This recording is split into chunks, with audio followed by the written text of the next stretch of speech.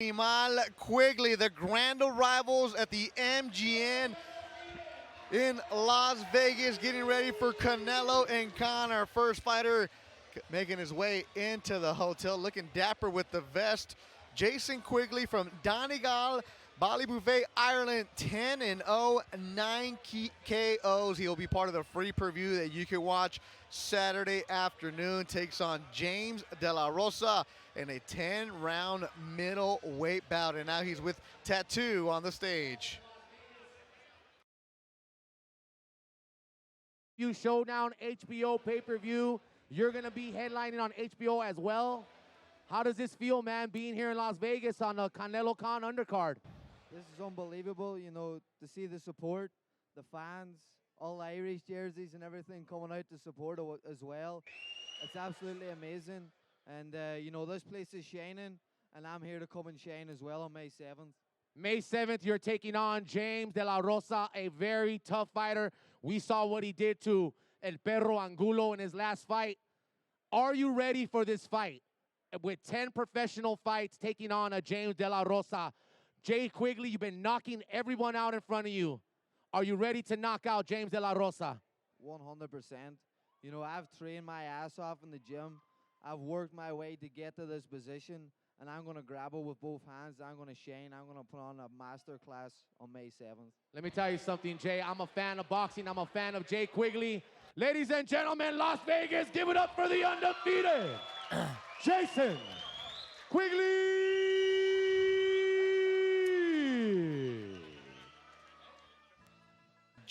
Jason Quigley is on the stage. He's inside the arena. Quigley, a couple echoes running around the MGM Grand. We'll fix all that for you. Thank you for joining us from the MGM Grand Resort and Casino in Las Vegas. The grand rivals here on Ring TV. Beto Duran alongside Steve Kim.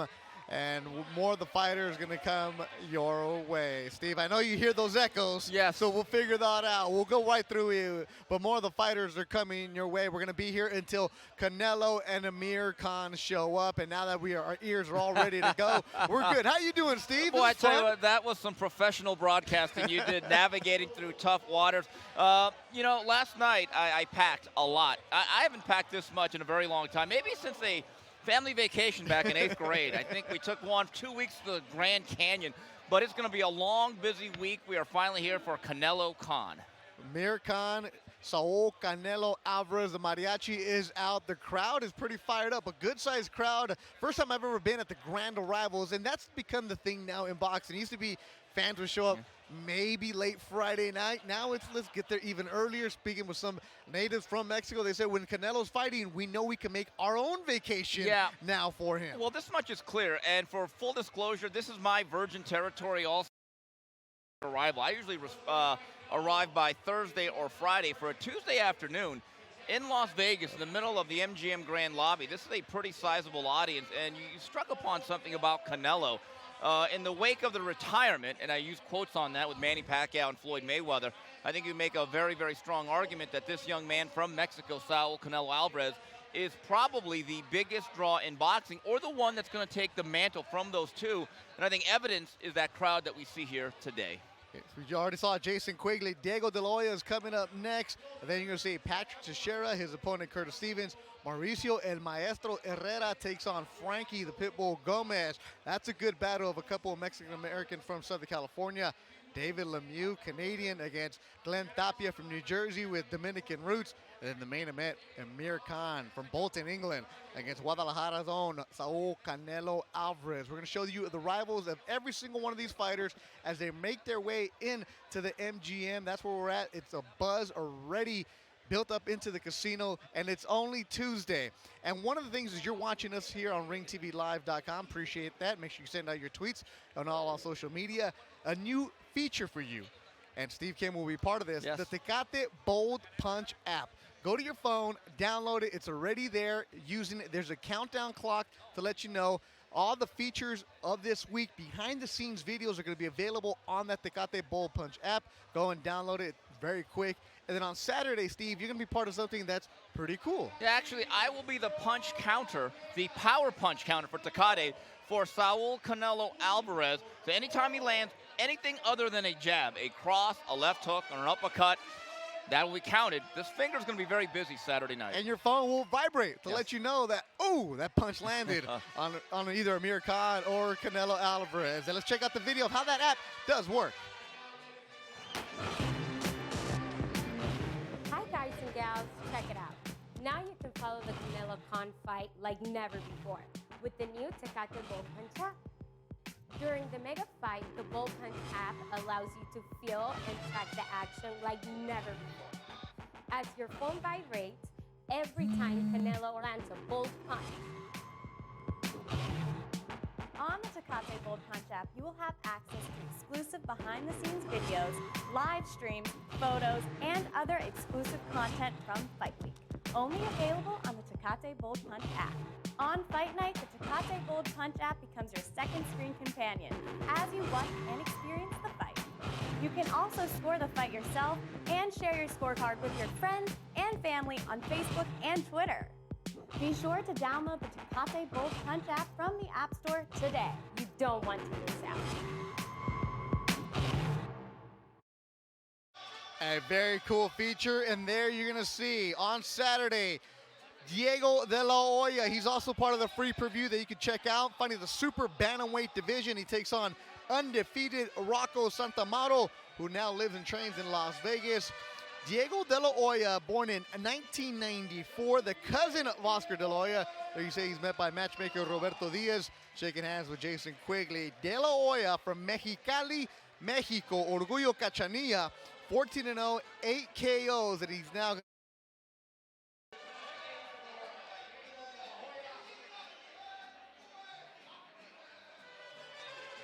Gentlemen, he'll be taking on a very hard Rocco Santamora. This is going to be a hell of a fight, ladies and gentlemen, on HBO, starting at 4 p.m. Our pre-fights leading up to the pay-per-view on HBO, so make sure y'all check out HBO to watch this man, Diego de la Hoya, and I'm going to start off right off the top. Diego, welcome to Las Vegas. Your first time in Las Vegas on a card like this, Diego? Bienvenido a Las Vegas. Es tu primera vez en una cartelera de este nivel. Me siento muy emocionado por la gente que está aquí, mexicana, y me siento ya listo para la pelea. I'm very excited to be here, to see all the beautiful people, all the Mexican people here supporting, and I'm ready to fight. Diego, what do you have to prove in this sport, especially on a week like Cinco de Mayo, on an undercard to Canelo Khan, and having a name behind you like De La Hoya? Is there pressure on yourself right now, Diego? ¿Hay alguna presión adicional por el apellido de la Hoya, peleando en una cartelera de este nivel, Canelo y Khan? ¿Y qué tienes que comprobarte?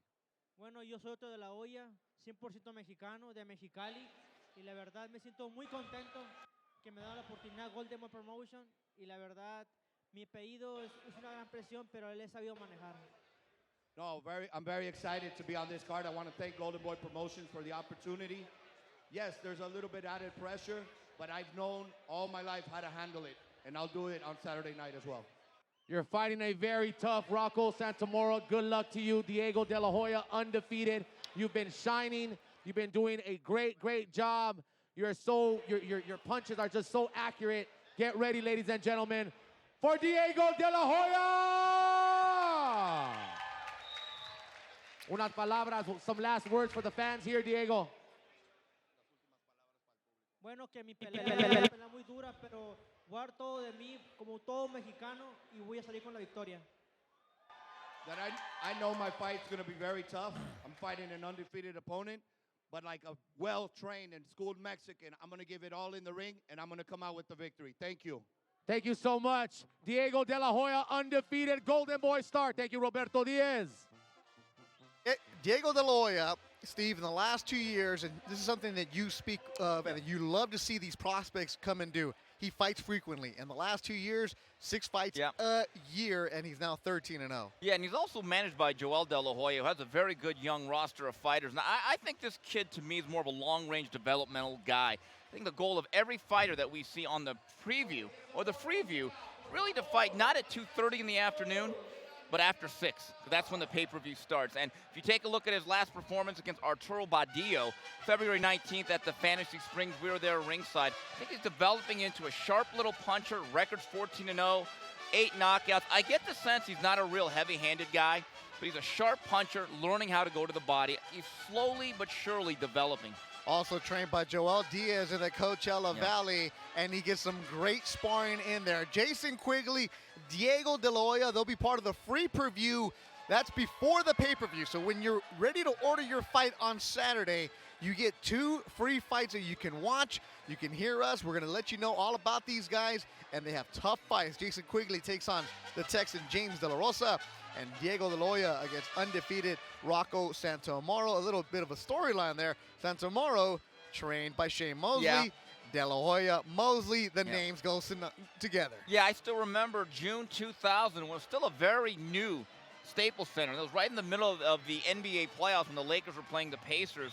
It was the first major fight that they had at that venue, and Shane Mosley moving up from 35 to 47 in what was a very close split decision really stamped his name as a star by edging out the Golden Boy. So 2 fighters are in the MGM. We have the main event card coming your way with Canelo and Amir Khan. Also David Lemieux, Glenn Tapia, Mauricio Herrera, Frankie Gomez, Patrick Teixeira, the Brazilian, is coming up next, and Curtis Stevens from Brooklyn, New York. Stay with us. We'll be back with more from the MGM on Ring TV Live. Canelo Alvarez is boxing's #1 star. Amir Khan has boxing's fastest hands. Saturday, May 7th. Hard right hand by Canelo. Unparalleled power. First round for Khan. Unsurpassed speed. This is my time. Let's do this. Canelo versus Khan, Saturday, May 7th.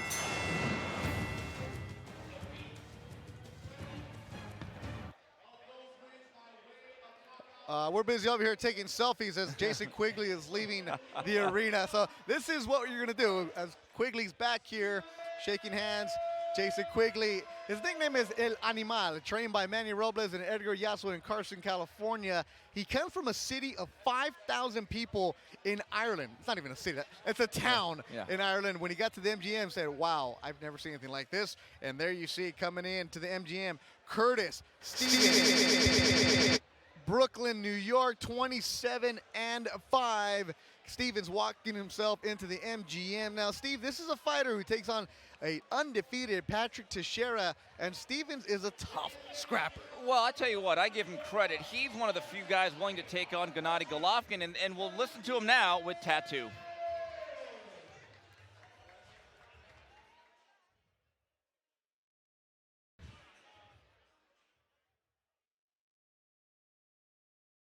All right, ladies and gentlemen, it's in associations with Main Events Promotions. Thank you so much, Main Events, for being a part of this incredible week here in Las Vegas.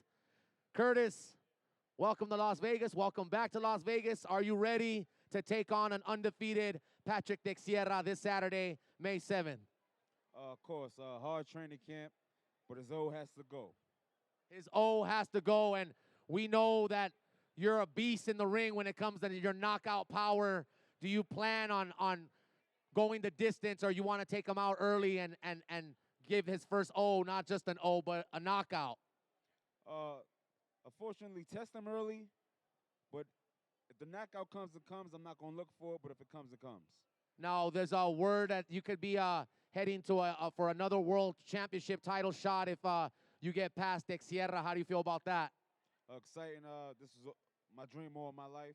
So after I get to him, next step, world championship. Curtis, is there pressure? I mean, the guy's not Mexican, but you're fighting on a May 7th, Cinco de Mayo week where there's a lot of Latino fans. Does there pressure come behind that, or does it motivate you more to go in there and do your job better than how you do it already?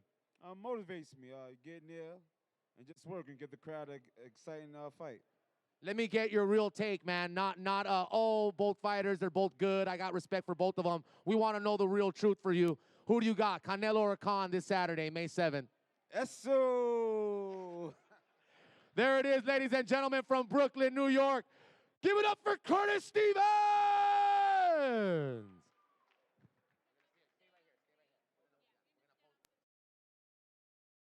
Curtis Stevens, Brooklyn, New York, 27-5, takes on undefeated Brazilian Patrick Teixeira. Stevens, though, Steve, hasn't been in the ring since October 2014 when he lost to Hassan Indam in the decision.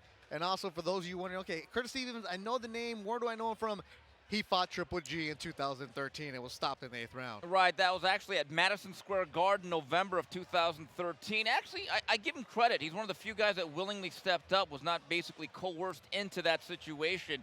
Very familiar with Canelo. For the Cotto camp back last fall, he was one of the main sparring partners. I think on paper, Beto, Teixeira Stevens, I think, has the chance to be the best pure action fight on Saturday night, given the fact that the Brazilian windmill, that is Teixeira, he's going to make Curtis Stevens fight. He's going to throw a lot of punches. Stevens in the past, the one loophole in his style, seems to put his punches on layaway. His activity's not always the best. Against Teixeira, I don't think he's going to have any choice but to get his hands moving. And Patrick Teixeira, his opponent, a southpaw, will be taking on Curtis Stevens. A good scrap. Teixeira is a fighter that his last time out was in Los Angeles at the Belasco Theater, and he stopped Don Mountain in the 7th round, the fight you and I were at. Yeah. And Teixeira is a fighter where you don't know much about him. Even the hardcore fans have trouble finding. A lot of his fights have been in Brazil, so this is definitely a step up in competition for him. October 2nd, 2015, me, you, and Doug were there at the Belasco Theater, and Don Mouton is one of these guys. He is a classic, consummate gatekeeper. If you want to go somewhere between 54 and 68, you have to get through that guy. Only one guy had stopped Mouton prior. That's Gilberto Zurdo Ramirez, who's now a WBO 68-pound world champion. Sometimes it's not if you win, Beto. As I like to say, it's how you win. And Curtis Stevens, some of his career highlights, 16 of his 20 knockouts, either the first or second round. And you said this is the one that could probably have all the action. And Curtis Stevens takes on Patrick Teixeira, the first fight of the pay-per-view on the Canelo Khan card on Saturday from the MGM. A good-sized crowd here at the MGM in the lobby. So if you're trying to register right now, get yourself a room, and you're watching, well, just hang out for a while. Go to the pool. But you want to be a fight fan. And there you see the Diaz brothers right there in the middle with Diego De La Hoya T-shirt in front of them. Good-sized crowd roaming around. Last night when I got into town, they were putting in the final touches of those big marquee there, those posters, those banners, and even went to the blackjack table. Giovanna Frago from the office made that design. The blackjack table has the Canelo Khan images. The poker chips have the Canelo Khan images. Your room key has it. Yeah, that's standard procedure in Las Vegas, but this is a fight when it was announced, Steve. People poo-pooed it. People talked different about it. It was just, all of a sudden it's here. There's a buzz. You know, I'll be honest with you. When the fight was first announced, as I'd like to say, it didn't come out of left field. It came from beyond the bleachers. I think people were very, very surprised that it was Amir Khan, given the current politics of the business. Amir Khan's been looking for a big fight. Well, he certainly legitimately has now got literally a big fight. The question is it too big at 155 pounds? Amir Khan is jumping 2 weight classes to come up to this. Now, Steve, this is something that, you know, I sent a tweet out last night at Durant Sports, also your Steve, UCN Live, and thank you for watching us on Ring TV Live.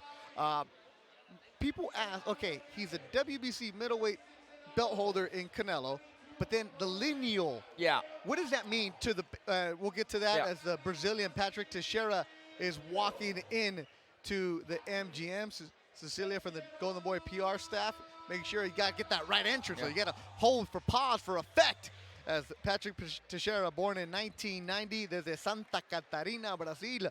He's 26-0 with 22 KOs, turned professional in 2009 in his native Brazil. You mentioned Brazilian fighter, Steve? Well, Acelino Popo Freitas is obviously the most well-known of the modern-day fighters as we get to tattoo. One thing I love about this young man, he's non-stop punching.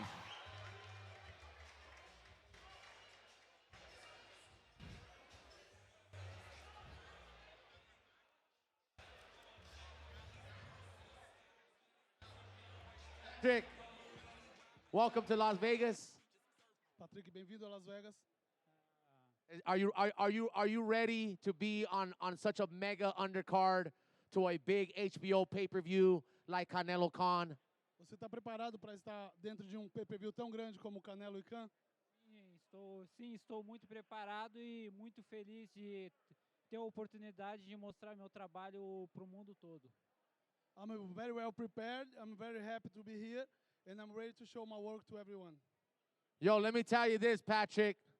To my right is your opponent, Curtis Stevens. He's known for his knockout power. He's in great shape. He has a great camp.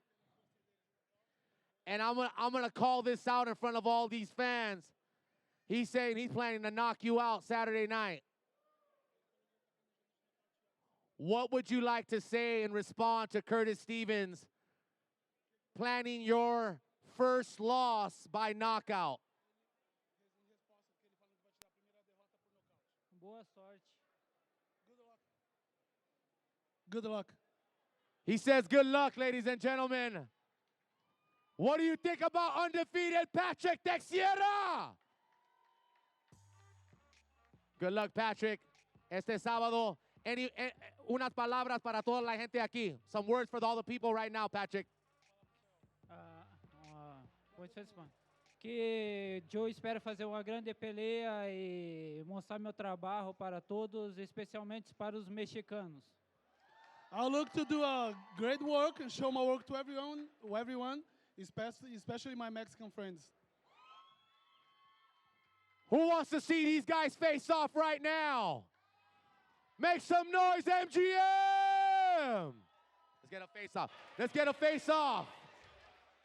Teixeira, Stevens, this Saturday, HBO pay-per-view, Golden Boy Promotions, Main Event Promotions. It's going down. Brooklyn versus Brazil.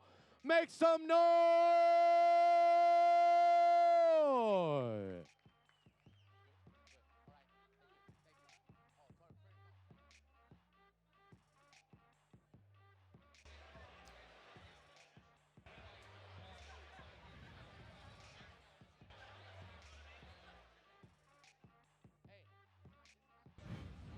Curtis Stevens said his O must go. Patrick Teixeira all of a sudden spoke English. You know, good luck.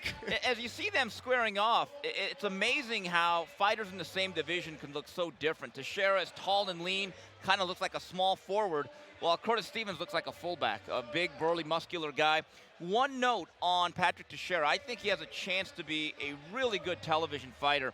Fan-friendly style. I remember asking Eric Gomez after the fight with Mouton at the Belasco Theater, who does he remind you of? And he said Antonio Margarito. Now, it's not an exact approximation. It's not completely analogous. He's talking about the activity and the ability just to throw one punch after another and just stick his nose into the pile. Margarito comparison for a southpaw. That means you really got to see something there. Right, and the one note about John David Jackson, he has a new trainer, the respected John David Jackson. So Curtis Stevens, it'll be interesting to see how he fights. The one knock on his style, he really does not use his hands that much. For a guy with a lot of power, as I said before, puts his punches on layaway, he can be out-hustled, and this is the wrong guy to allow to just roll downhill on you. From Santa Catarina, Brazil, Patrick Teixeira, you heard him speaking Portuguese and appealing to the Mexican crowd. There you see him. Tall kids, 5'11" when he walked in, and he'll be the first fight on the pay-per-view Saturday for Canelo and Khan. Remember, go to wherever you can get your app. Get that Tecate Bold Punch app. It'll have all the video streams available from this week. Everything that you can think of is going on in Las Vegas, we will be there. Every single press conference, the undercard workouts on Wednesday. Thursday, another press conference. Everything you can think of backstage-wise that you need to see it, the Ring TV Live cameras will be there, and all those videos will live on the Tecate Bold Punch app, and it'll be available to you on demand 24 hours a day. And then there's a countdown clock, let you know what's going on as we work our way towards Saturday, May 7th, when Saul Canelo Alvarez desde Guadalajara, Mexico, takes on Amir Khan from Bolton, England. We'll be back for more from the MGM Grand in Las Vegas on Ring TV Live.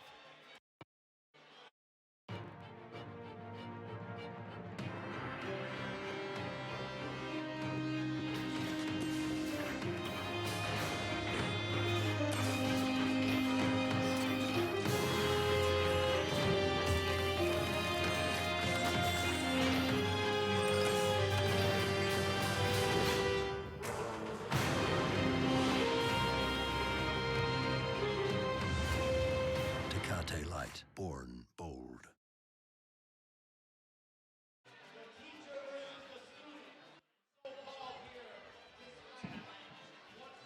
Yeah.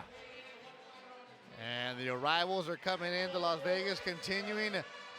Frankie Gomez from East LA, the Pitbull, 20-0, 13 KOs, born in 1992, one of the most highly touted amateurs. And Steve, when did Frankie Gomez make his debut? I believe it was on the Roy Jones, Bernard Hopkins undercard, and I think that was at the Mandalay Bay. And I'll be honest with you, I was one of 500 people that was actually inside the arena when that took place. I think he fought a man by the name of Clavon Howard. Boy, I am good at Trivial Pursuit today. And one note, look how slim and trim he looks. Talking to Freddie Roach a couple of days ago at the wild card, Freddie is so happy with the way things are going with the Pitbull. He gave him the weekend off and he canceled the Monday sparring. He said, the best shape I've seen him. There's no reason to even push this anymore. He said, quote, it's the best shape I've ever seen him in. A smile from Frankie Gomez, that's rare. He might even have 10 words for you. Whoa. He's a fighter who speaks with his hands, and this is the kind of stuff that he doesn't like doing it. Good guy. And here he is with tattoo from East LA, Frankie Pitbull Gomez.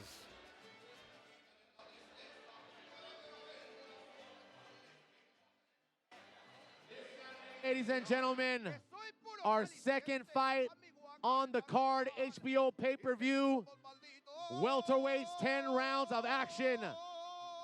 Frankie the Pitbull Gomez, ladies and gentlemen, from East LA, undefeated, taking on the always exciting Mauricio Herrera. And I'll start with Frankie right with that question.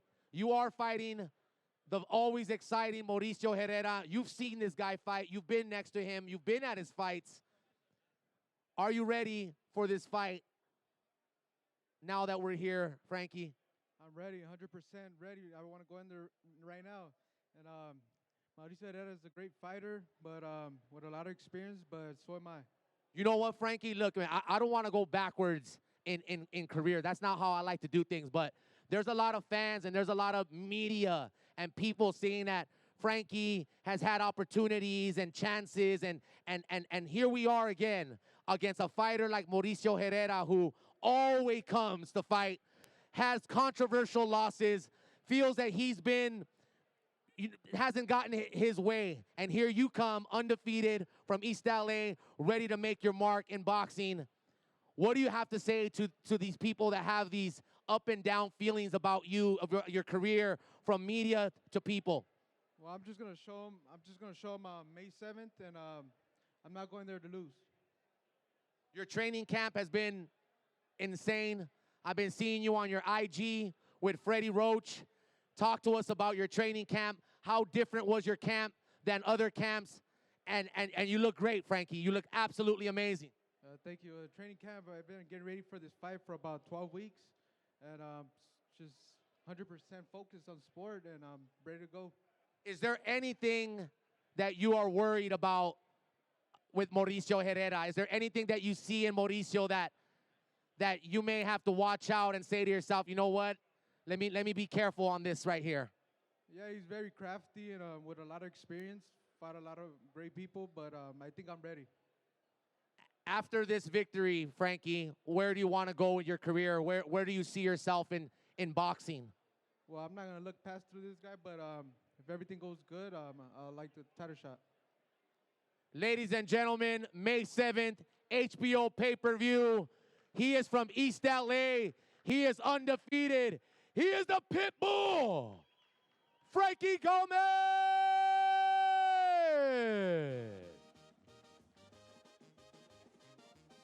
Last time Frankie Gomez was in the ring, February, when he beat Silverio Ortiz, a good scrap in 10-round distance. After that, though, he hopped on a plane, went to the Philippines, where he served as a sparring partner for Manny Pacquiao. Now, you see him a lot at the wild card. Frankie Gomez, one of the knocks has been his weight. He's fought as heavy as 150 when he fought Pantera Silva, but the struggle to make the weight, most famously in Houston a couple years ago. Well, actually, that was just last year. Oh, And literally Houston, we had a problem. He was supposed to fight Humberto Soto on what was supposed to be his HBO debut underneath Canelo and James Kirkland. I still remember the day of the weigh-in at the hotel.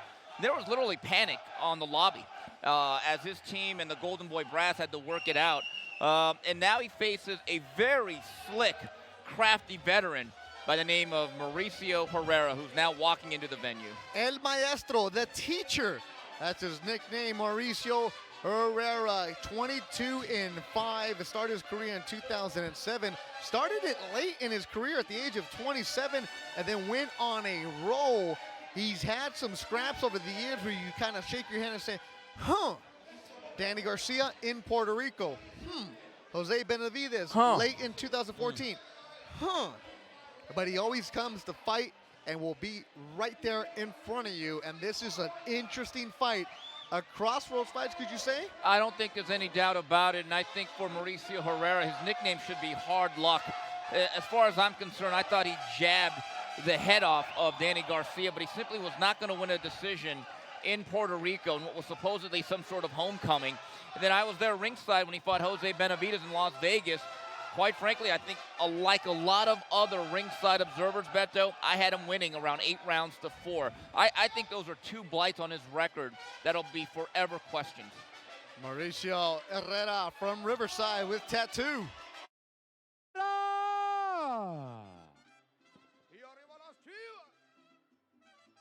Mauricio.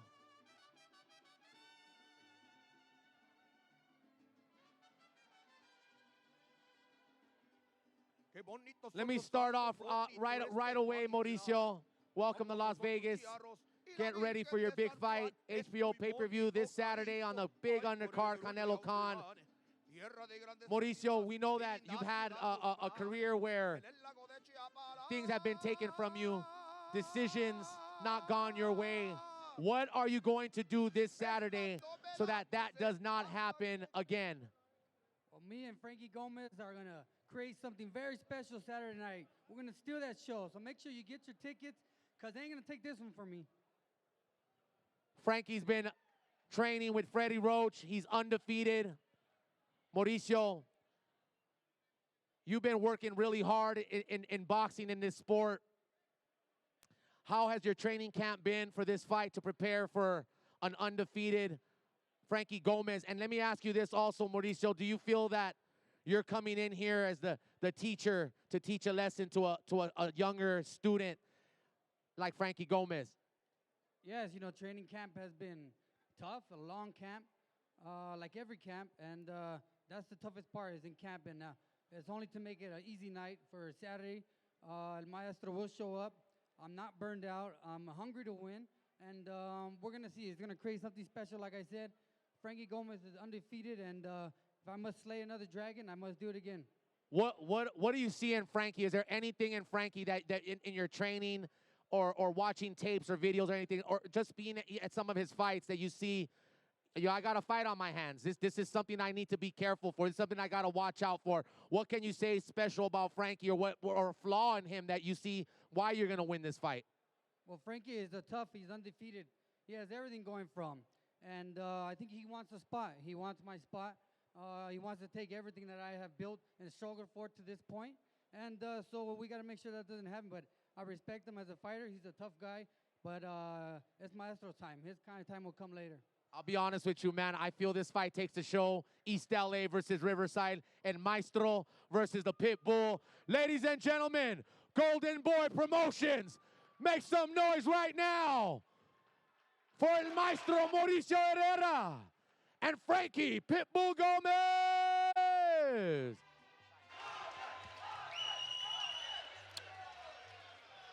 Very animated, Maestro Herrera. He's not usually one to speak like that. Well, I think he realizes one thing, and we spoke about the sordid history of the scoring with his fights. This is a catch-22 for him, though, Beto. He's a boxer. Very educated left hand. If you look at his record, doesn't have a lot of knockouts, so he's going to have to win this fight one round at a time just by boxing. If he gets into a slugfest, I think that is right in the wheelhouse of Frankie Gomez. And one other note, this fight, the weight class or the weight limit is 146.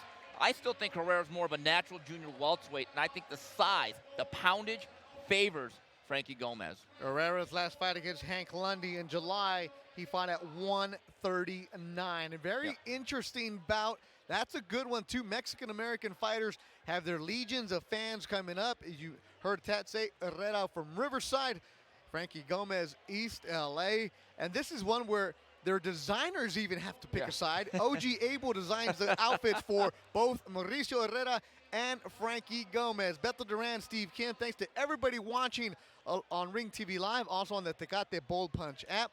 The Ace of SoCal, who's driving up from North County, San Diego. He's not flying anybody into Las Vegas. Also, Nacho and True Boxing in Dallas. We appreciate the feedback on the stream. Thank you as always. Thanks for the shirts, and always good times here in Las Vegas with our friends from True Boxing. Now, Steve, this is one, okay, we're getting a little bit closer. You're starting to hear the vibe in the arena, the MGM lobby.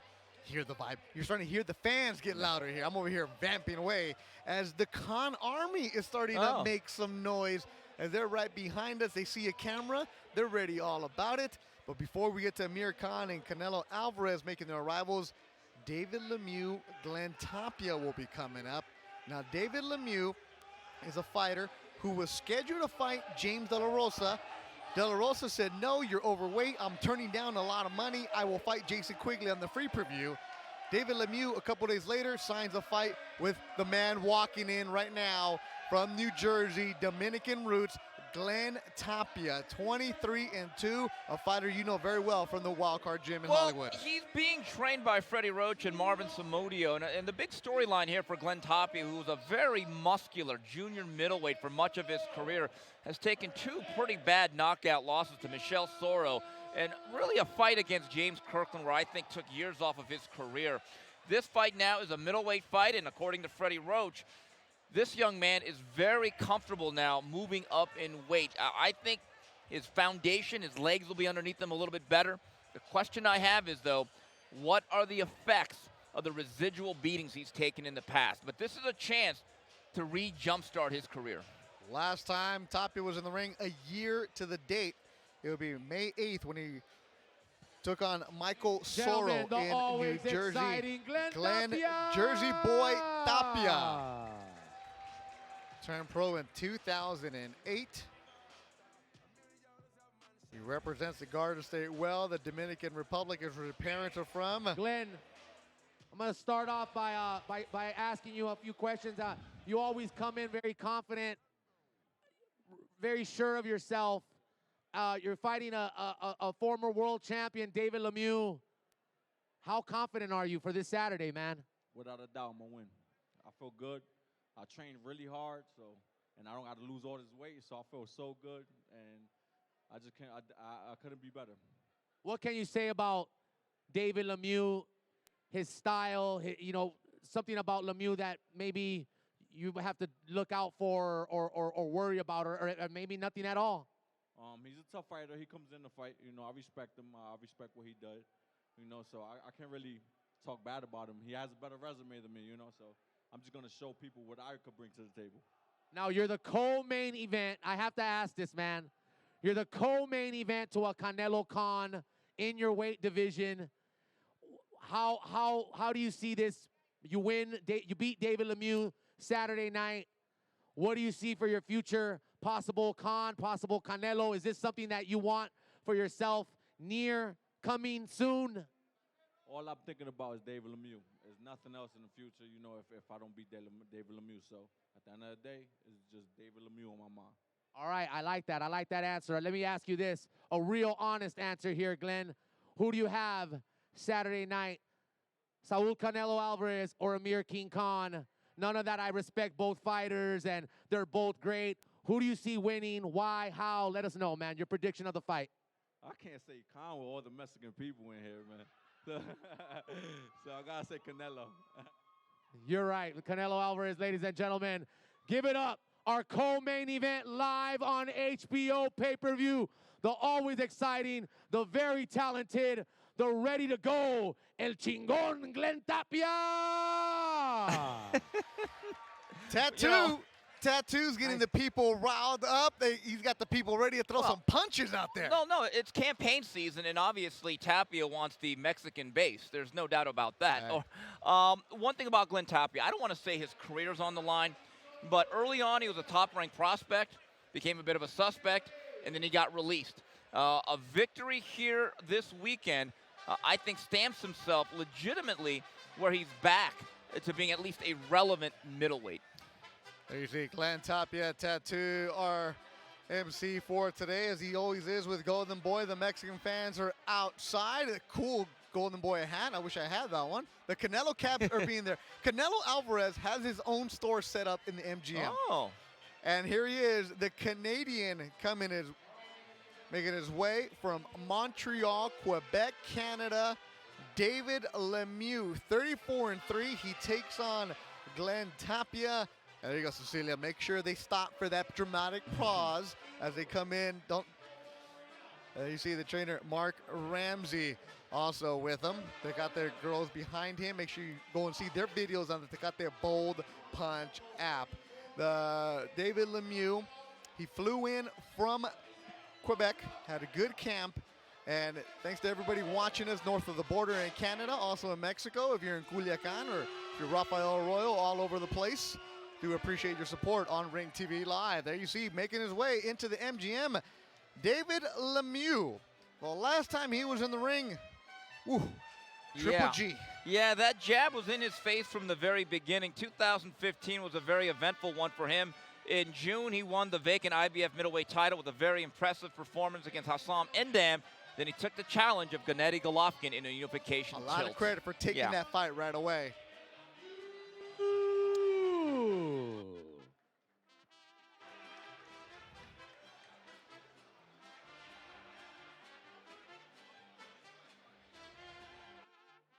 David, welcome back to Las Vegas. How you feeling, man? Oh, feeling great. It can't be better. Super excited for this event.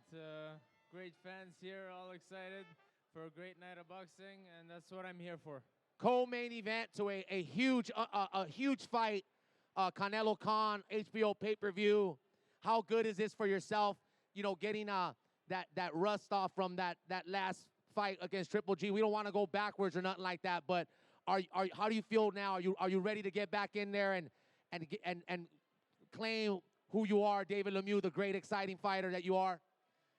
Oh yeah, there's no more rest. Let me tell you, I'm all business, and I'm here to give a great show. I'm here to win some fans. People are gonna remember the name David Lemieux after this fight. I'm very well prepared. I'm super excited for this event. David, I like to call things out right in front of me, right in front of you, right in front of Glenn.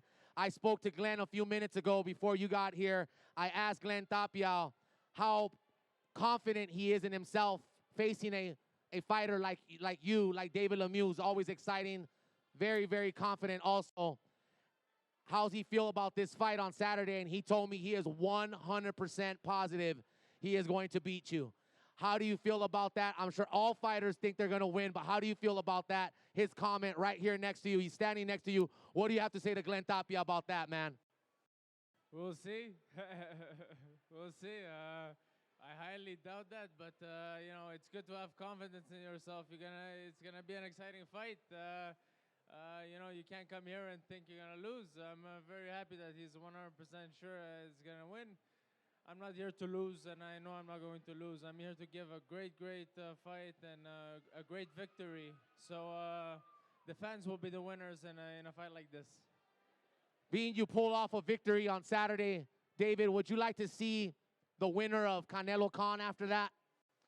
You know, one step at a time. I gotta take care of Tapia first, take care of him properly, and then Canelo Khan, you know, any top middleweight, I'm always very happy to face. Ladies and gentlemen, live on HBO pay-per-view, our co-main event brought to you by Oscar de la Hoya's Golden Boy Promotions. Give it up for Glenn Tapia and David Lemieux.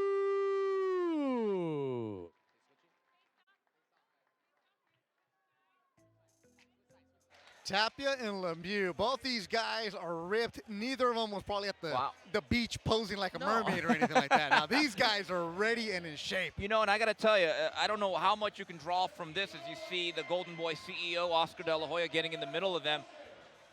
Tell me this, Beto, looking at them side by side, can you tell which one's the natural middleweight? Because I got to tell you, Tapia looks a little bit bigger physically. And again, it's Tuesday. He may have to cut down weight. But Glenn Tapia moving up from 154 as a career junior middleweight does not look outsized, at least not there. As he told Tattoo, I don't have to worry about the weight. I feel good here. It looks like he has a little bit of a height advantage over Lemieux. And Lemieux's been in some tough scraps turning pro at the age of 18. This is one, there's a reason it's the co-main event. Well, Freddie Roach told me two things in talking about Glenn Tapia. That number one, in his own words, he's in heaven. He can still eat 3 meals a day and not have to really crash down in weight. And strategically, we don't know how much punch resistance Tapia has left. They're going to try to box early because they know that Lemieux likes to come out of the gate very quickly, winging left hooks. Yeah, and David Lemieux's credit, we were talking about, he took on Triple G right away. He could have easily done Hassan Ndam after he won that IBF belt, had a defense, made some more money in Canada. But because of the way that his career had gone, where he had a couple of setbacks, he knew that he had to step up right away. Well, Beto, there was a decision made by Camille Estefan, his manager and Golden Boy, that with a guy like Lemieux, you're not guaranteed 10 successful title defenses.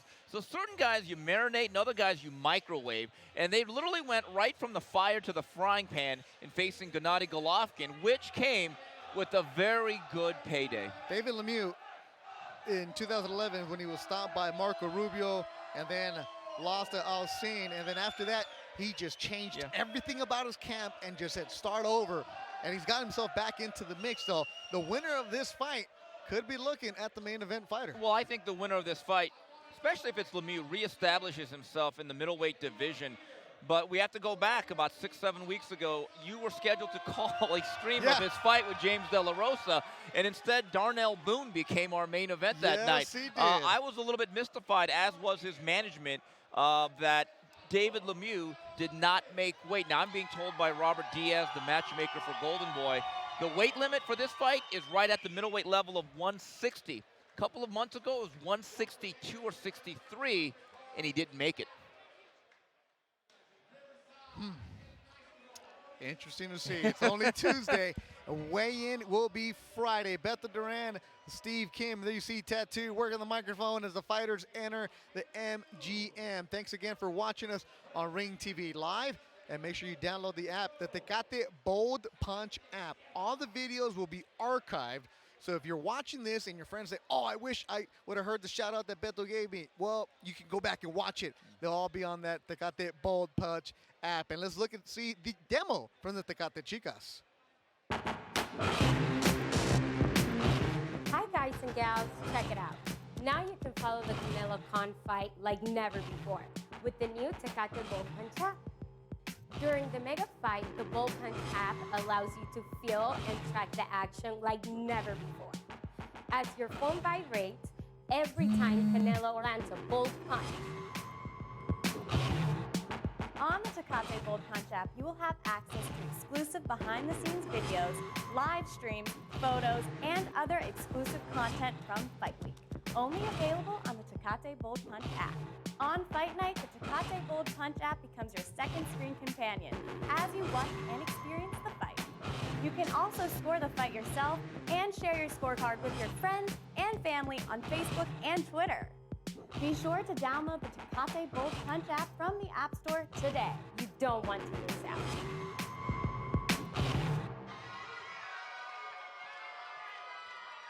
There you see Tat giving away a gift to the crowd that showed up at the MGM. Does a good job of getting the crowd in a frenzy. Asking the questions after the fighters walk in. Make sure that Ellie gets out of the way. Throws it in there. Why not? There you go, Tat. Get the people all fired up. A Khan's Army gets the glove. Beto Duran, Steve Kim, thanks for joining us today on Ring TV Live. All the nurses watching us on their break right now in Harbor City. Sandra Casas, thank you very much. You should be at work. And everybody else.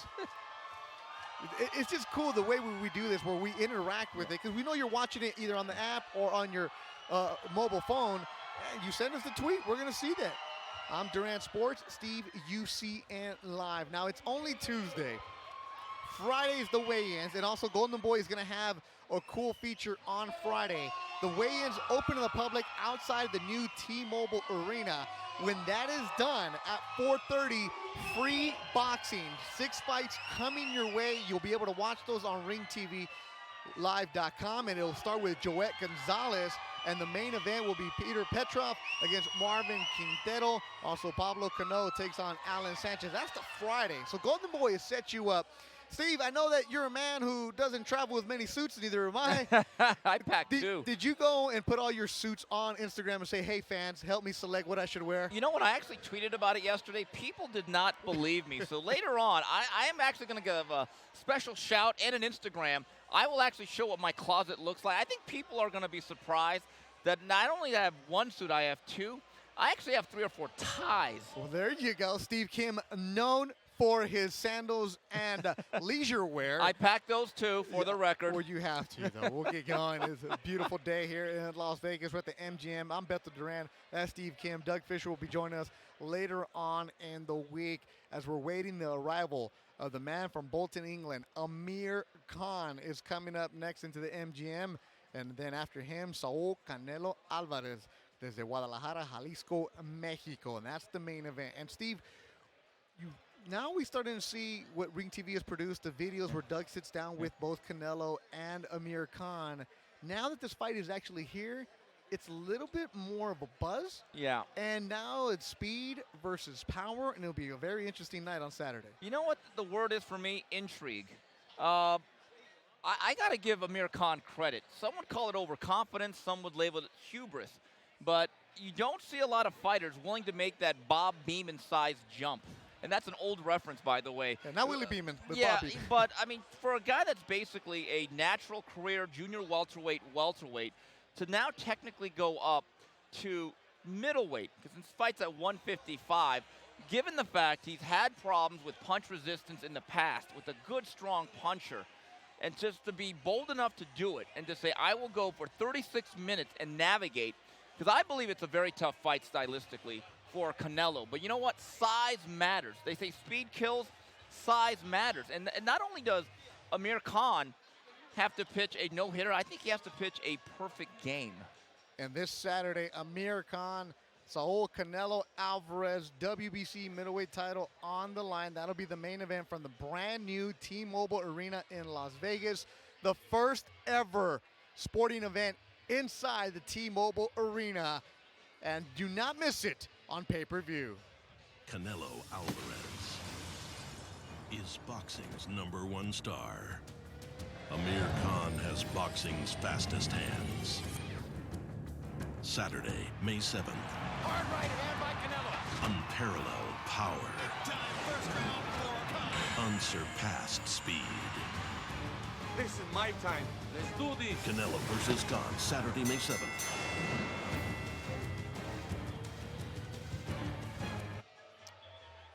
And you see the crowd as David Lemieux is walking around signing some autographs. Pretty cool feature, though. See this live. I've seen it in the past. I always see the pictures, but ringtvlive.com bringing it to you. You're able to watch this. You don't have to pay the night for the room, and you get to see the fighters showing up. Now, Amir Khan and Canelo Alvarez both started their careers in 2005. Yeah. Amir coming off the Olympics in Athens, Greece. Canelo was 15 and in Mexico. So their careers have gone the same amount of distance in years-wise, but in different directions. Amir Khan came in as a highly publicized amateur. I still remember reading news stories that by the time he was a world-class amateur, he was already being groomed, and comparisons were being made to once Prince Nassim Hamed. As related to Canelo Alvarez, he was really a guy that learned on the job, didn't have the vast amateur experience. And I would say the first 25, 30 fights, that was his post-amateur apprenticeship in the sport of boxing. And I think the Reynoses have done a really nice job of developing this career. But to go back to the size, from the time I've seen Canelo in the United States, he's always been a big, solid welterweight. Then he developed into a very good junior middleweight. And while Amir Khan kind of settled in at 140, Now, one thing, the most intriguing event leading into this fight, as far as I'm concerned, happens Friday afternoon at the Toshiba Plaza. I think the weight is paramount to this fight. Now, the weight limit, Beto, is 155. I say limit. There's nothing keeping him from coming in at 150. If I'm Virgil Hunter, I'm trying to win this fight on speed, mobility, and quickness, and being good on your legs. I don't need a grand piano on my back. I think it would behoove Amir Khan to come in much closer to welterweight than full-blown junior middleweight. Be interesting to see how Amir Khan looks when he does come into the MGM. Coming back, the arrivals for Amir Khan and Saul Canelo Alvarez. You're watching the arrivals from the MGM Grand on Ring TV Live. This is the Black Eagle. This is a champion. This just isn't right.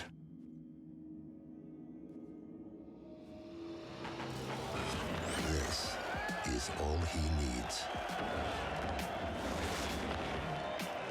Flavor that can't be tamed. Tecate Light or Back at the MGM Grand, Bethel Duran, Steve Kim. And now, Steve, we're going to see Amir Khan pretty soon. Canelo Alvarez also coming up, though. And these are fighters that, when you see them, they look different size-wise. Yeah. Now, Doug Fisher, our partner, great guy, one of the longtime boxing scribes I look up to a lot, sat down with both of these fighters and actually went into their camp. And here's Doug with one of the main event fighters for Saturday.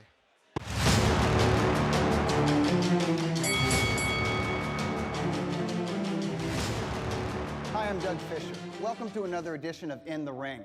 We're in Bolton, England, inside the Amir Khan Academy. On May 7, Amir Khan challenges middleweight champion Canelo Alvarez in Las Vegas. I sat down with the former junior welterweight champ to talk about his rise up to middleweight, the style matchup with Alvarez, and other aspects of the fight. I hope you enjoy the show. Tell us, describe what it feels like to announce this fight to your public. Yeah, it's going to be amazing. First of all, when I announced the fight was going to be against Alvarez. People were like, wow, you know, it's such a big announcement. It was total shock. It was nobody saw it coming. No one saw it coming. I mean, it was just an announcement that everyone just was so shocked by, didn't know how to take it in. So, yeah, we announced the fight. I think it's a great fight for me, stylistically, and to have that big name like Alvarez, to come to UK and do a press conference here and also then have the big fight in Vegas on May 7 is only going to give me that extra drive. You know, to have him here in front of my fans, it's like I'm bringing this big fight for my boxing, for all the boxing fans in Great Britain. I think it's going to be massive. And it's something that you've been looking for a few years now. You've been looking for that legacy builder. That's right. You've got the Olympic medal. You've won more than one world title. You've made money. You've made your name in the UK. You've made your name in the US. You were looking for that legendary fighter, a Floyd Mayweather or a Manny Pacquiao. Exactly. What happened with that? Those guys weren't interested. Exactly. Those fights didn't happen. Obviously, I wanted the Mayweather fight, and I was chasing him for a long time. So that fight just fell through, didn't happen. Mayweather wouldn't fight me. Then we got very close to negotiate the fight against Manny Pacquiao. We were in negotiations with Bob Arum and his team and Manny Pacquiao, and that fell through.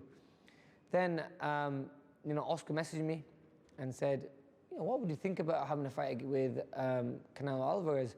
Now, I thought about it and I said, look, if the weight's right and seeing Alvarez, I mean, he's a great fighter, but breaking it down, I think it's a very good fight for me and it's a winnable fight for me against a huge name in boxing, against a guy who is dangerous. People see him as being one of the best fighters in the world. So, and that's where I belong. I want to fight the best names in boxing. So I said to Oscar, you know what, I'd take that challenge. So I come home, met my team, spoke to my team, said to them, look, this is the fight I want. Get me the Canelo Alvarez fight. They got into talks with Oscar and the fight got made. Was it hard to have it made? Because one of the reasons people didn't see this fight coming is you're advised by Al Heyman, and there is some beef between Golden Boy Promotions and Al Heyman, and I mean, people were thinking that they wouldn't do business, but was it difficult to convince either side to get it done? Yeah, so basically, obviously, Al's my advisor, and you know, I had to go through him. So I spoke to Al Heyman, and he said to me, look, yeah, if you like that fight and you want that fight, and he really also believes I can win the fight, he said, let's go get it. So yeah, he was also involved in the negotiations of making this fight happen, and we got it made. Look, end of the day, I think, you know, advisors like Al Heyman and promoters like Golden Boy, like Oscar De La Hoya, want the best for the fighters, and that's what they want. So if this makes sense for us fighters and for me and Canelo, then why not? Why don't we do it? You yourself weren't thinking about Canelo as a showdown. You got a text from Oscar. Yeah. So when he first texted you, were you thinking like, you never thought like, no, Alvarez is too heavy? Yeah, I did think of that first. I said, look, he's a middleweight. I've only just moved up to 147. I mean, I'm a big 147. I've got the height as well. I mean, if you put me next to Canelo, you know, I'm taller than him. I'm a little bit. I am big, but not as thick as him. He's a lot thicker than me, you know. Right. But then watching him fight, I mean, I had to take a couple of days. I didn't answer to Oscar straight away. Okay. I took a couple of days off, and I thought, you know what, let me watch a few videos. And when I saw a few fights, and I saw how Mayweather beat him, and he had the blueprint of how to beat Canelo, I thought, wow, you know, I mean, I've got more speed than Mayweather. I've got the quick hands. I think that's what gave Canelo huge, you know, it just didn't go right for him in the fight, and it was a huge advantage for Mayweather was the speed. Now I'm one of the fastest fighters in the world. I throw combinations well. I have a great accuracy. So I thought, you know what, this could be a great fight for me, and winning this fight will take me right to the top. One of the best fighters and in the world. So yeah, so I spoke to my team. My team were happy with it, and then we got the fight made within you know, probably 2 weeks. The fight was made so quick. That's good news. No, that's good news for the business of boxing, that folks exactly, can work together and get it done that fast. Correct, and I think fights need to get made. You know, all these big fights need to get made nice and easy, because at the end of the day, they need to look at the fighters. All fighters want the biggest fights and the biggest names in boxing. They want to fight each other. Sometimes it just doesn't work. You know, there's a lot of politics that gets involved. But I think we need to put all the politics away and to a side and focus more on the fighters. And look at me now fighting Canelo Alvarez. My team's happy with it. Al Heyman's happy with it. Oscar's happy with it. And let's go in the ring and let's get the fight, man.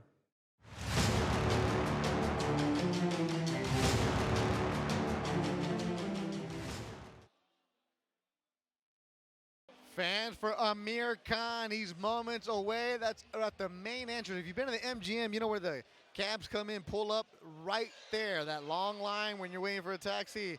That's where they're standing outside, because inside the lobby, it is packed outside the MGM Grand. We get ready for the main event Saturday. Canelo Alvarez, Amir Khan, 12 rounds in the middleweight division. Now, Steve, what happens with this? Canelo wins. He's the middleweight champion, right? WBC. He stays at lineal. But he's fighting at 155. So where's the controversy in all of this? Well, technically, if you fight at 154 and 1 ounce more or 1 scintilla more, you are a middleweight. Middleweight is between 154 to 160. Now, what's going to happen with the WBC is they have mandated that the winner of this fight must take on, or at least enter into, a 2-3 week negotiation period with Gennady Golovkin. Now, if they do not come to a deal, Amir Khan or Saul Alvarez must relinquish that belt to Golovkin. But, you know, I think we should let Saturday play out and then take care of that business. I just love seeing when you write off at UCN Live, the reaction that you get. Yeah. And, of course, the name of Triple G is out there. We're not avoiding that, but let's focus right here on Saturday, which is Amir Khan and Canelo Alvarez. After that, though, they do have that window where they have the 15-day negotiations, and Suleiman has said that he's going to enforce that. Right. To go back even further, not to convolute the whole discussion, but Cotto Canelo, when it took place, K2 and Golovkin agreed to a step-aside fee to allow that fight to happen. And then at the turn of the new year, both Golden Boy and K2 came to a resolution with the WBC that both Gennady Golovkin, who just recently fought Dominic Wade, and then Saul Alvarez would each get a fight in the first half of the year before trying to come to an agreement to fight in the fall of 2016. In 2016, and I think I've been told to take a break. I'm not too sure. I heard some mumbling. But we'll come back from the MGM in Las Vegas. Beto Duran and Steve Kim on Ring TV Live.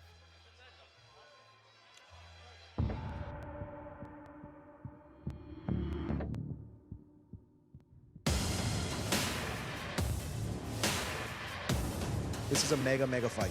This is a mega event, and the lighter guy coming up and trying to do the impossible, which has been possible in several occasions. They've looked at Canelo. Canelo is a great fighter, you know, great world champion. He's a big guy, big puncher, you know. So it's a very dangerous fight. But listen, it's a winnable fight. That's why Amir's fighting this guy, you know. Now, if you think Amir was just going to get in there for a payday, it's not happening, you know. Or he could have just, if he would have had a payday, he would have gone and fought Kell Brook. Do you get a sense that Amir Khan is getting more and more confident as this press tour goes along? The only way I can shut these people up by not arguing with them, by is going in the ring and physically beating this guy. But this fight, they will shut themselves up afterwards. No, qué bueno que lo esté haciendo porque así vamos a hacer una gran pelea y eso es lo que me gusta. Me gusta porque así es como se hacen buenas peleas. We're extremely proud and excited that the fans are out here to support Amir Khan and Canelo Alvarez. That goes to show you that this is a fight that a lot of people are going to be waiting for patiently. All over the world, literally. London, New York, now LA with a final leg. It's going to be a tremendous fight. Canelo Alvarez, the Mexican legend, the Mexican hero, Amir Khan. He's never in a dull fight, always exciting. This calls for an explosion on May 7th, Cinco de Mayo weekend. This is the biggest fight in my career, and I really believe I belong in a position like this. Canelo, we know him being an amazing fighter. He's tough, he's strong, so, you know, and we're gonna prove people how good Amir Khan is, how good I am.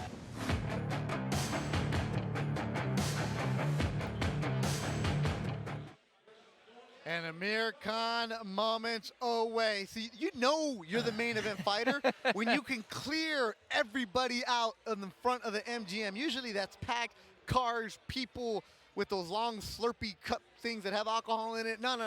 Those two people right there, they need to move because Amir Khan's coming.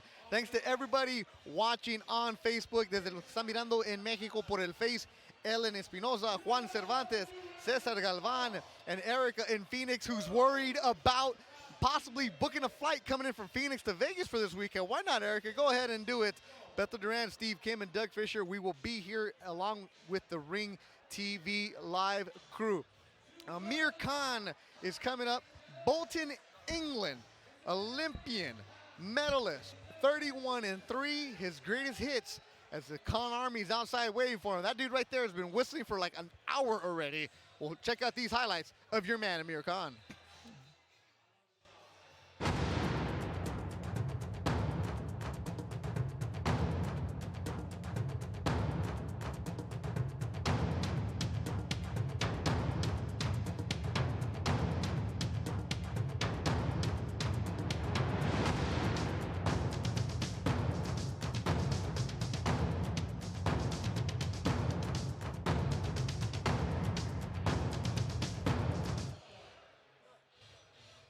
AJ Ramos in Miami. I see you on that hammock. Yes, you are coming to Las Vegas. Thanks for watching us via the ringtvlive.com. And Amir Khan takes on Saul Canelo Alvarez. And we're going to go on camera because Steve Kim brought himself a suit. Look at this one. Look at that. Look at that. The tag is still on that tie. And it's not a clip-on. Just for the record, I don't want that being out there. It is legit. Steve Kim looking smooth. The crowd behind us are watching us. They've been here since about 11 o'clock this morning because if you don't have one of these spots right here, they make you keep on moving. You know, got to keep going, leave the traffic flow. So we've already seen Jason Quigley, Diego De La Hoya make their way in. Patrick Teixeira, Curtis Stevens, which will be the first fight on pay-per-view, and you can still order that.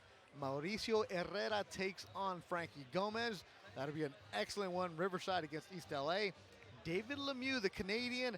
Glenn Tapia from New Jersey. Canelo, Amir Khan. And one of the cool things about this weekend, yes, it is technically Cinco de Mayo weekend. Daddy Yankee's going to be playing on Friday. I don't know the connection there between him and Cinco de Mayo weekend, but, you know, the Mexicans love that kind of music right there. But it's an international flair. Mexico, England, Canada. Tapia has Dominican roots. Gomez and Herrera, Mexican-Americans. Teixeira, Brazil. Curtis Stevens, Brooklyn.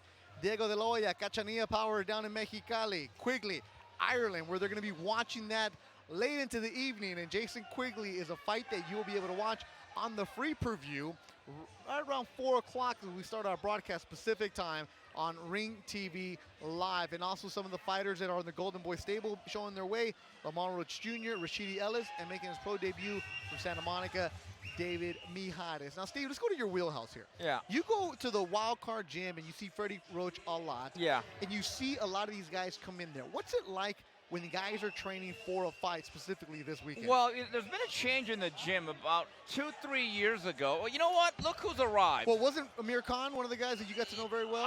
And that's actually when he would train on the upstairs portion before the. This was before the downstairs was converted into the basement of the Wild Card. It used to be a laundromat. So you could do your wash and hit the heavy bag. Yes, it used to be a laundromat. I always thought that was a joke. Then you see Amir Khan with the camera guy. Let the camera guy come out first. Boom. Amir Khan, Bolton, England. That dude's been whistling for an hour. There's your man right there. Khan's Army is showing up. Jumping up 2 weight classes.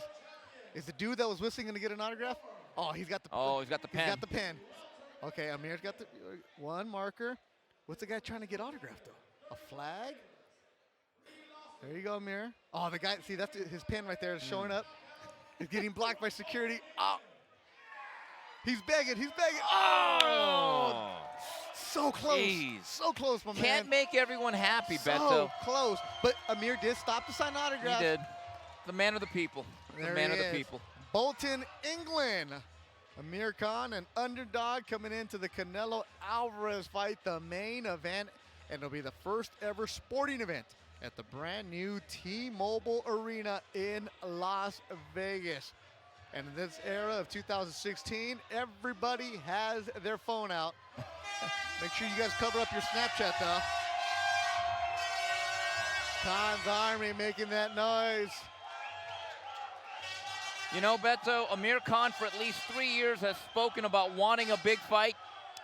Literally and figuratively, he has gotten a big fight. The question is 155-pound limit, is it too big? Amir Khan, just watching the videos of he with Doug, and Doug interviewed him in England and New York. He was on that press tour. And Oscar De La Hoya, the man who sent him the text, said, hey, let's see what we can do here. Obviously, he's always looked ripped in his career. He has. But, Steve, he's never fought at this weight. Right.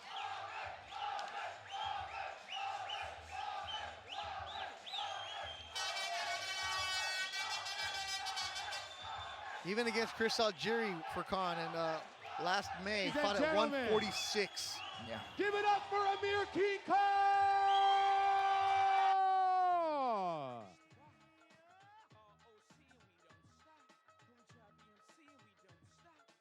Anyone from England in the house?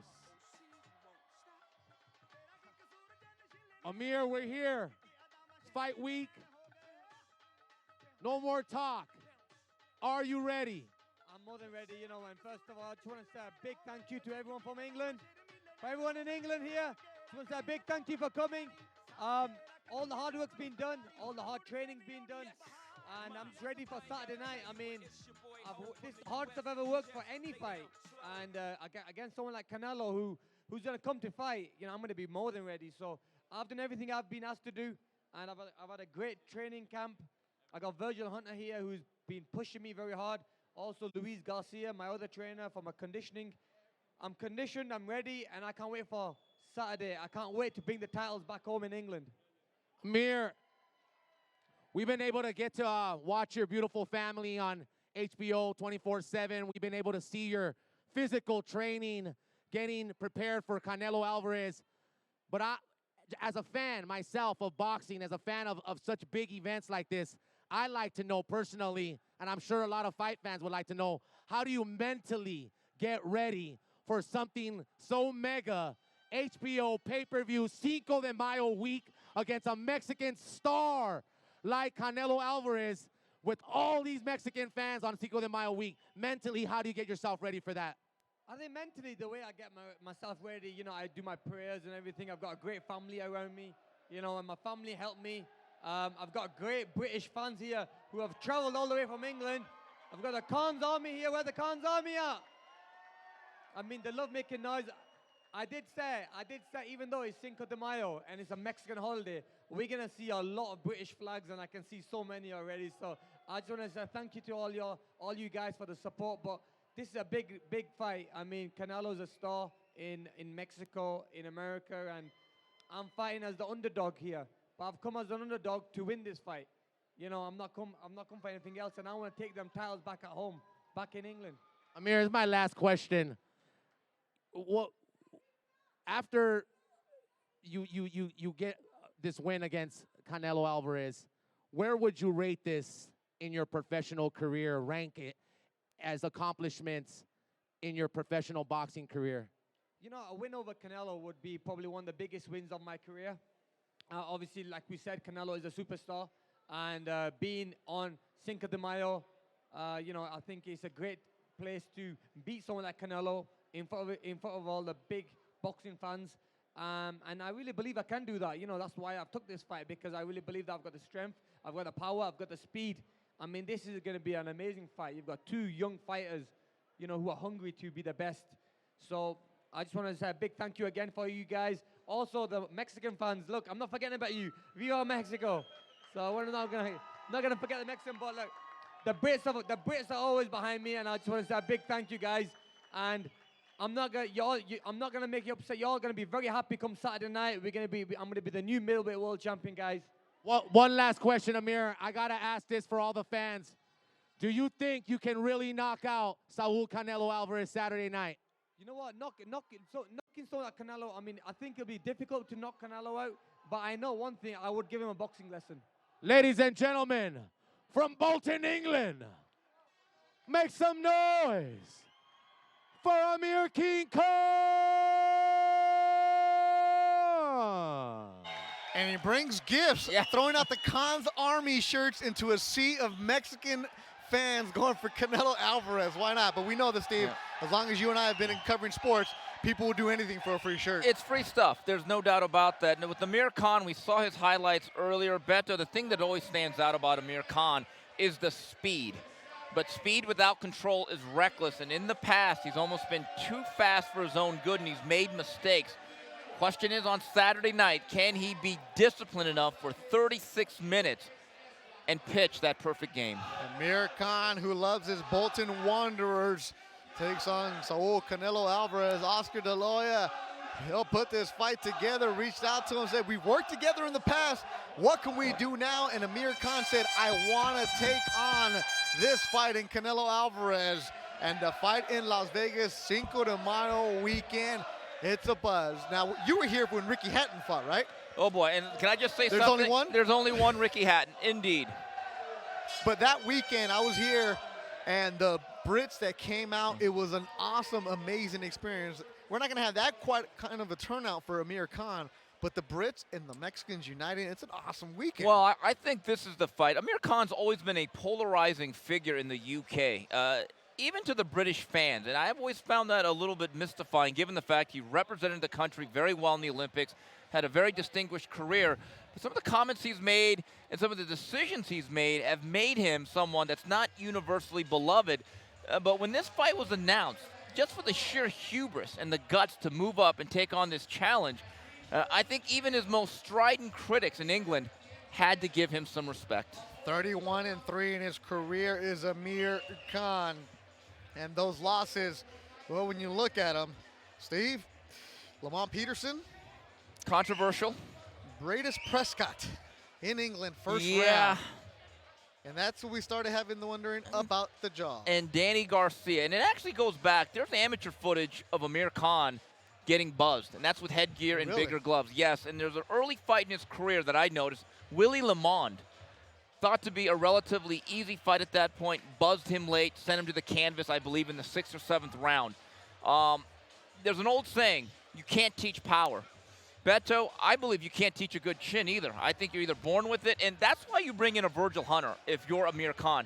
You want to mitigate the chances or the mistakes that you make, because a lot of the one thing Amir Khan has never really done well is tuck in his chin, and he gets reckless. He gets very greedy offensively. So instead of throwing 6, 7, 8 punch combinations, shorten those combinations, those sequences into 3 or 4 punches, and then move out of there. He has to fight a very disciplined fight this weekend. Amir King Khan, Bolton, England, is the main event against Saul Canelo Alvarez. Order that fight, pay-per-view. You will also see David Lemieux, Glenn Tapia, Mauricio El Maestro Herrera, Frankie Pitbull Gomez. And the opener on the pay-per-view, Patrick Teixeira, undefeated 26-0 from Brazil, takes on Brooklyn's Curtis Stevens. And before that, around 4 o'clock Pacific time, you'll get 2 fights. The free preview, Jason El Animal Quigley from Donegal, Ireland, 10-0 with 9 KOs against tough one James De La Rosa from Harlingen, Texas. Then Diego De La Hoya, Oscar's cousin, managed by Joel De La Hoya, Oscar's brother. He's from Mexicali, 14-0, takes on undefeated Rocco Santomoro, who's 13-0 from Duarte. But all that's going to lead to the main event. Canelo, Amir Khan. We've seen all the fighters come in, but we're waiting for one more. Mariachi's ready to go. The Canelo fans are ready to go. As Saul Canelo Alvarez coming up next on Ring TV Live. This is the Black Eagle. This is a champion. This just isn't right.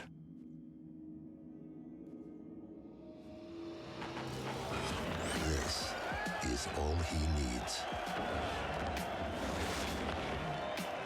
Flavors that can't be tamed.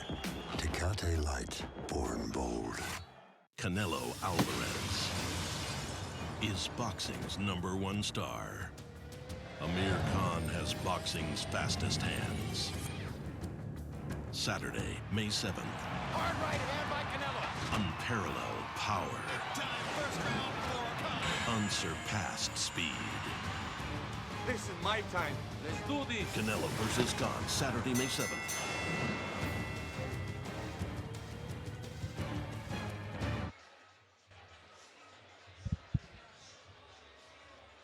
Those fans are here about 11 o'clock when I walked over to get my morning coffee. They have not left, and they got the prime spot. Right before them, they go straight to the stage. Beto Duran, Steve Kim at the MGM Grand, the grand arrivals for the Canelo Khan weekend. As Canelo Alvarez, I did see him on his plane on Instagram. He has landed in Las Vegas. It was yesterday. So he is in Clark County. Now it's just a matter of making the dramatic effect. And Steve, as long as you've been around the Mexican fighters, as long as you grew up in Montebello, California with all the Mexicans, and you know this, we like to have our own time. You know, Manny Pacquiao, notorious for Filipino time. The Mexicans, you know, you tell them what time. But the quinceañera is not starting for another 4 hours Well, later. let me just say this. 4 or 5 years ago, it was a battle for market share between Canelo and Julio Cesar Chavez as to who would be the next great Mexican franchise. Julio Cesar Chavez, quite frankly, has eaten and smoked his way out of a career in prominence.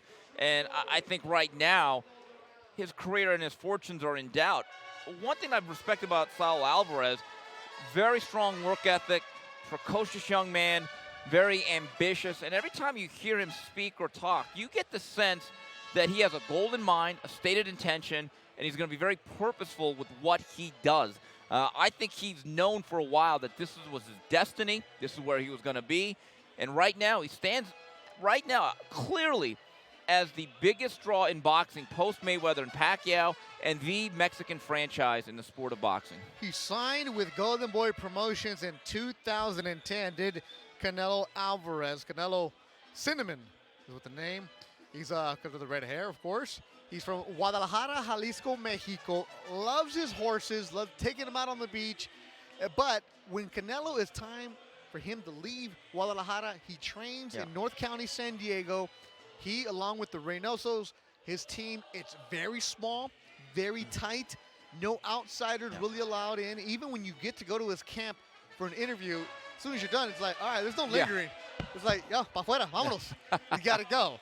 I mean, for those of you on Facebook watching us, you don't have to go. We appreciate it. Canelo Alvarez coming up soon into the MGM as the mariachi is singing. We'll be back for more from the MGM on Ring TV Live. Canelo Alvarez is boxing's #1 star. Amir Khan has boxing's fastest hands. Saturday, May 7th. Hard right hand by Canelo. Unparalleled power. First round for Unsurpassed speed. This is my time. Let's do this. Canelo versus Khan, Saturday, May 7th.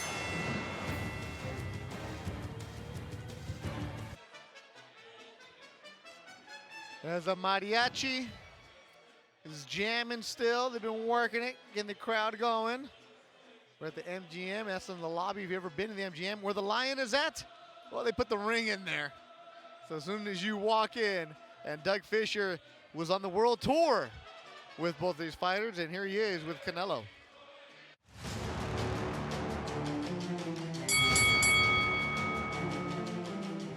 You fought a very mature and controlled boxing match for 12 rounds, and you surprised a lot of people.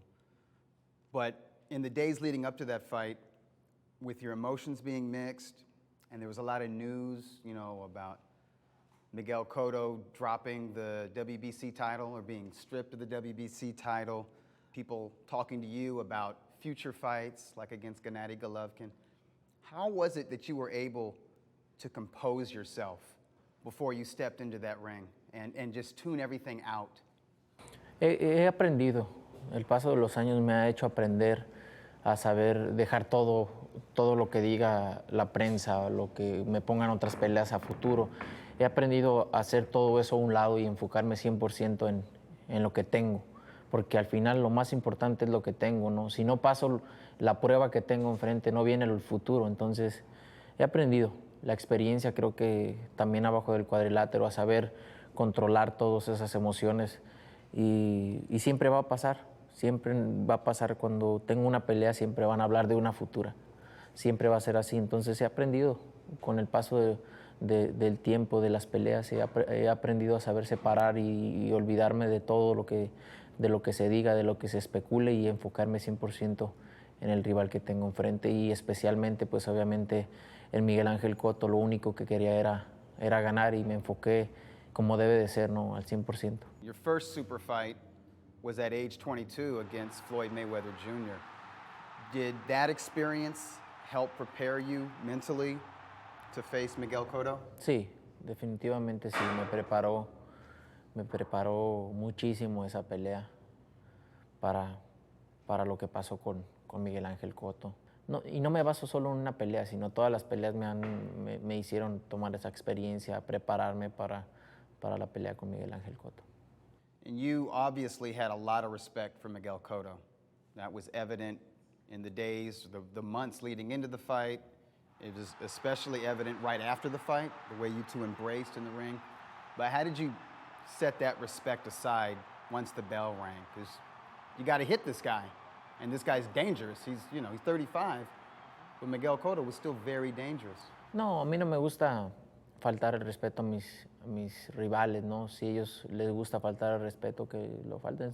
Son maneras de ser de cada persona, ¿no? A mí no me gusta, tampoco soy dejado, obviamente, pero no me gusta vender una pelea diciendo que lo voy a noquear, que voy a hacerle y deshacerle. No me gusta hacerlo, creo que la gente sabe que me gusta subirme al cuadrilátero y ahí es donde se pierde el respeto, ¿no? Pero después de que suene la campana, después del 12º round, sigue el mismo respeto, ¿no? El deportivismo. Después de ahí, pues yo no veo por qué vender una pelea faltándole respeto, diciendo cosas que no tienen sentido. You've had, a little over 3 months to kind of reflect on the fight with Cotto. I'm sure you've watched it numerous times. Some people were expecting more of a war, maybe bloody, maybe more of a power punching display between you and Cotto. It was a boxing match, and you were the man who was in control. But tell us, how do you feel when you look back at that fight? How do you feel about your performance, and do you still feel that that was the right way to go about the fight? Sí, no, siempre la gente espera sangre, espera knockouts, eso es lo que espera, y uno como peleador también, ¿no? Ganar por knockout y ganar de esa manera, pues también, ¿no? Pero hay peleas que se ganan, como la gané el pasado 21 de noviembre, tuve que hacer la pelea que hice para poder ganar a un peleador como Miguel Ángel Cotto. Cotto es un peleador inteligente arriba del cuadrilátero y de la manera que podía ganarle fue de la manera que peleé. Entonces hice mi trabajo para ganar, no para cerrarme, ir a noquear o ver sangre, no, hice mi trabajo para ganar, para seguir avanzando en este deporte. You win the fight. The pay-per-view did very well. 900,000 pay-per-view buys in the United States. That's a lot of money for you, a lot of money for Golden Boy, a lot of money for boxing, and your name and your stature in the sport grew. Your brand is bigger than ever. Can you talk to us about that experience? You were already popular before the Cotto fight, but I can definitely see like you're bigger now. We were in England, and you have fans in Manchester, England, and in London, England. Talk to us about the Canelo brand growing. You've got a sponsorship deal with Tecate that's huge for a boxer. Me siento muy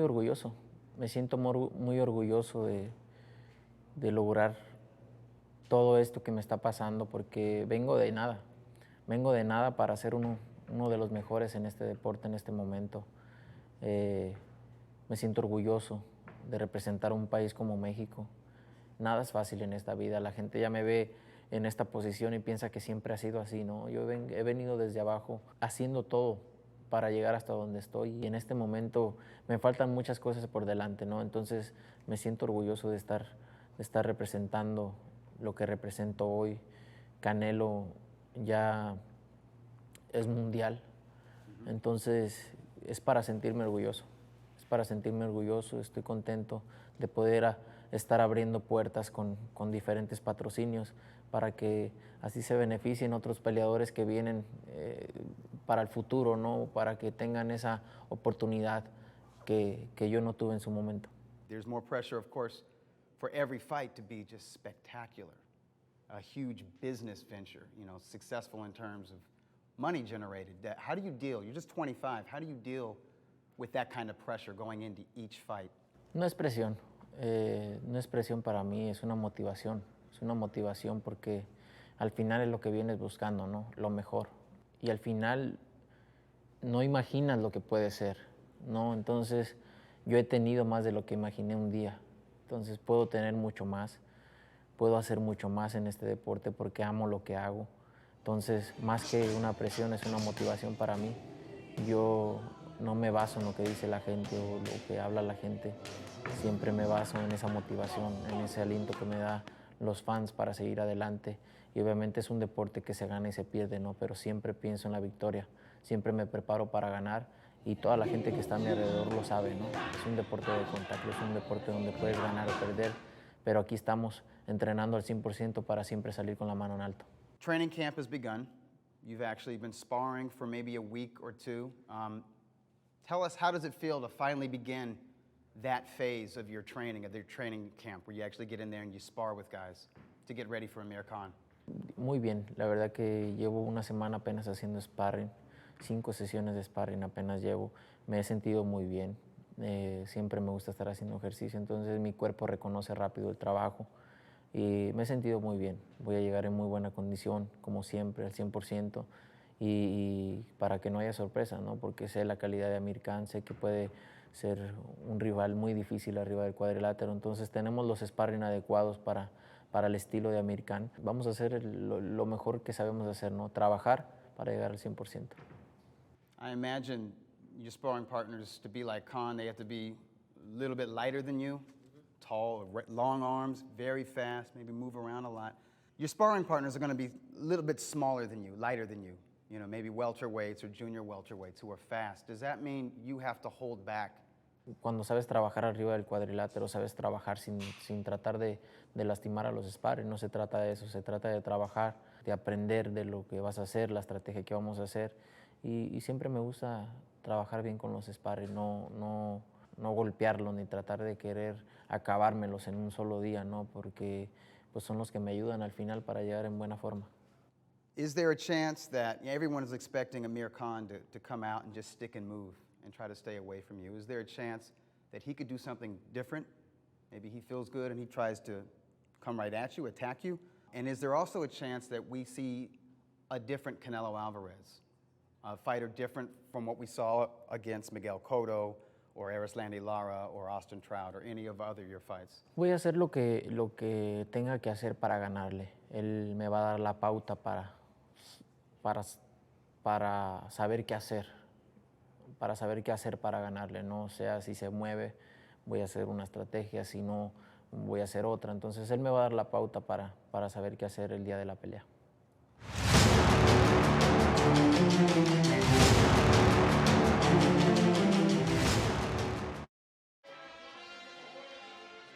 Good stuff between Doug Fisher and Saul Canelo Alvarez as Doug went on the tour from London, New York, Los Angeles, been down to both camps in San Diego and in Oakland to talk with both of the fighters for our main event for Saturday between Canelo Alvarez and Amir Khan. Beto Duran, Doug Fisher will join us tomorrow, and Steve Kim is sitting here right next to me. I'm Duran Sports. He's Steve UCN Live, and this is a pretty cool event where we're waiting for Canelo Alvarez, and that's the gear that they're selling right there. The cameraman right there, boom. That's the gear that they got in the stores. Uh-oh, what do we got here? Could it be? Could it be? That's not a camioneta gris, as the Tigres del Norte will sing. Ceci, what do we have there? It could be. Well, there's a camera guy, so that's a good sign, Steve. That means the backstage there, 24/7.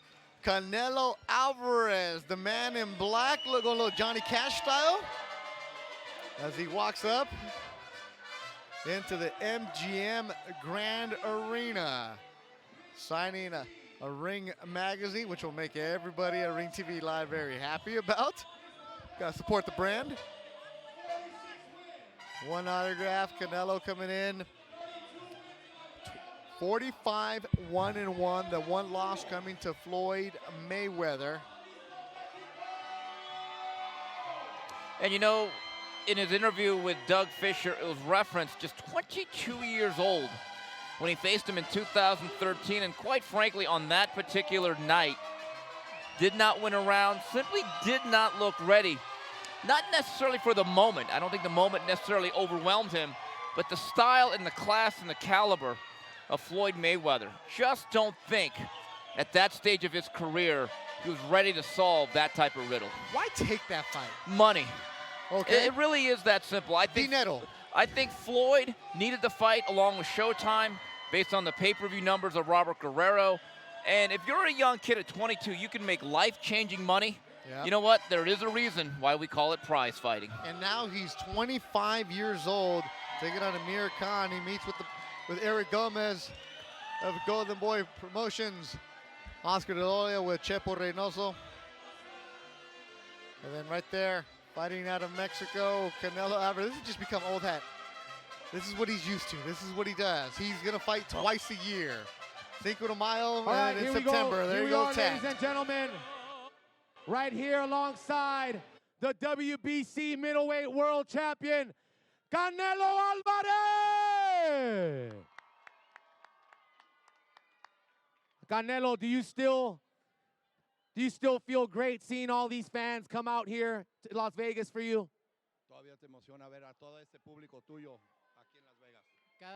Cada día que pasa, cada pelea que pasa me emociona más, me motiva más. Estoy muy agradecido con todos los fans, con todo el apoyo que me brindan. Es lo que me motiva para seguir peleando, para seguir ganando. Gracias por todo el apoyo.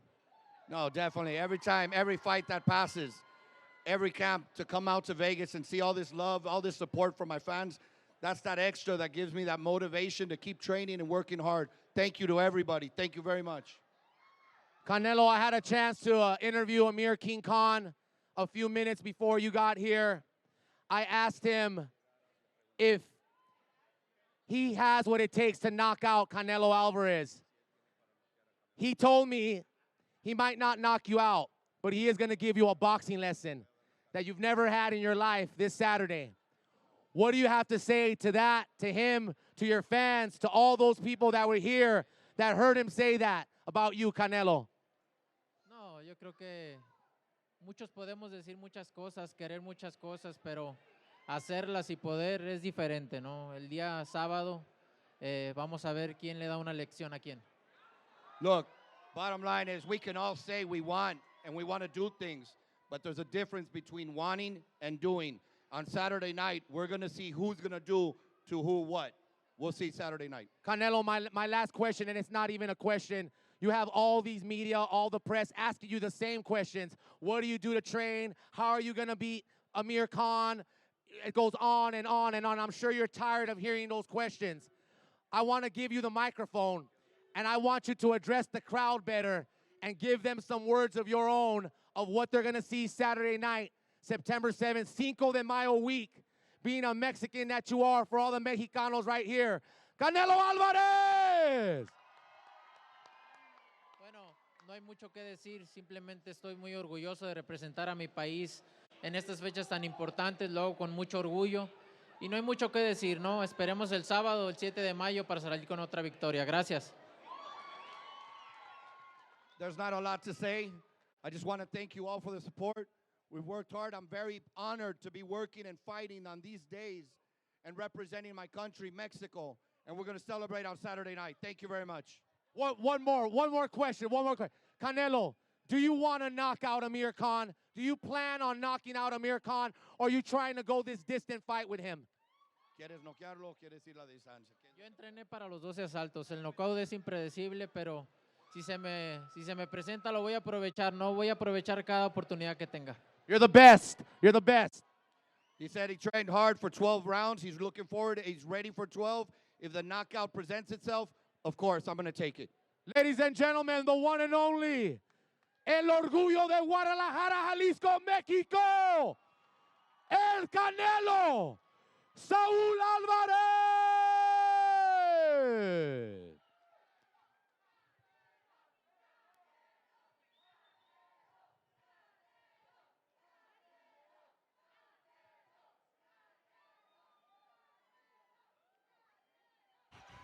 Canelo Alvarez, Hall of Famer Oscar De La Hoya, Canelo Khan main event, the first ever sporting event at the brand new T-Mobile Arena in Las Vegas, just off the Strip. That's where we're going to be at Saturday.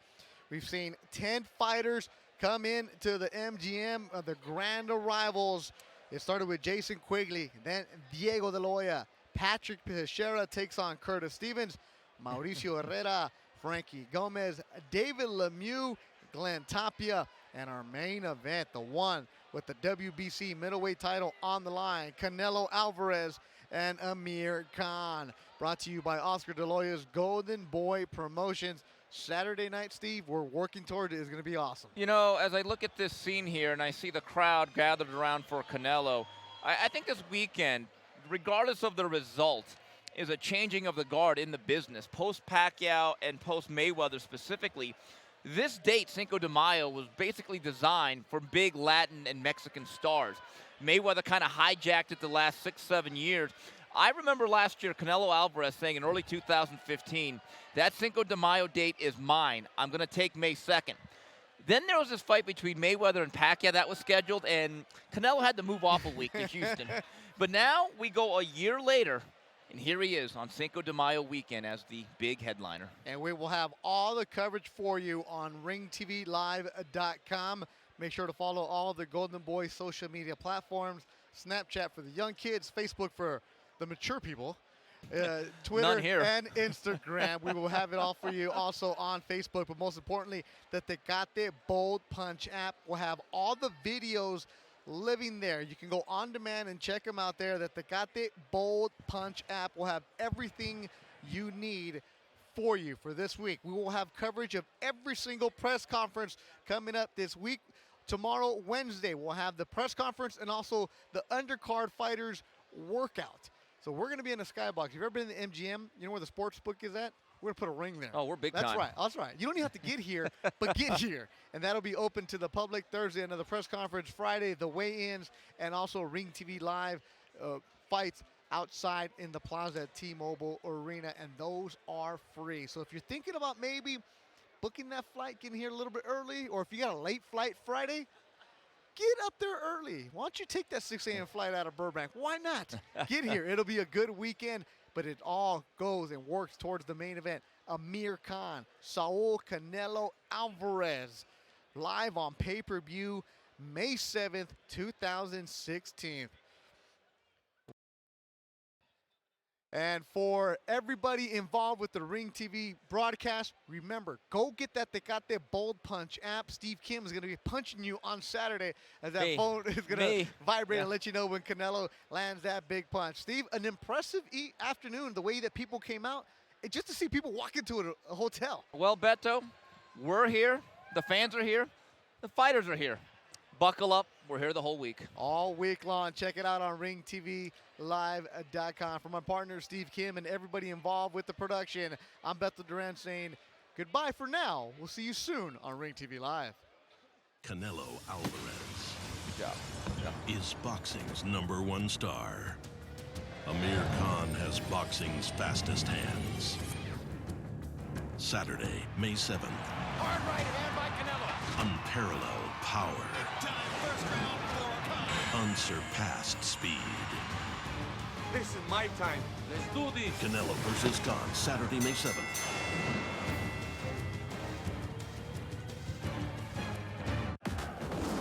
This is the Black Eagle. This is a champion.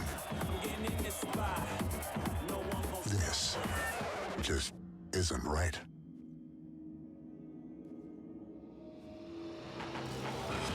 This is all he needs. Flavors that can't be tamed. Tecate Light, born bold. Hi guys and gals, check it out. Now you can follow the Canelo Khan fight like never before with the new Tecate Bold Punch app. During the mega fight, the Bold Punch app allows you to feel and track the action like never before.